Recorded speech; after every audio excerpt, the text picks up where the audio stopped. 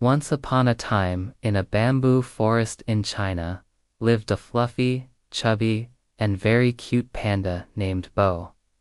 Bo loved to eat bamboo, roll down hills, and nap under the sun. But most of all, Bo loved making new friends. One morning, Bo woke up and found a baby squirrel crying near his favorite bamboo tree. "What's wrong, little one?" asked Bo kindly. "I lost my way home," sniffled the squirrel. "Don't worry. I'll help you," said Bo with a big panda smile. Bo gently placed the squirrel on his back, and together they went on a fun adventure.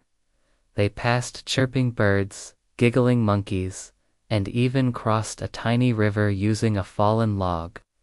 Bao told funny stories along the way and made the squirrel laugh and forget all fear.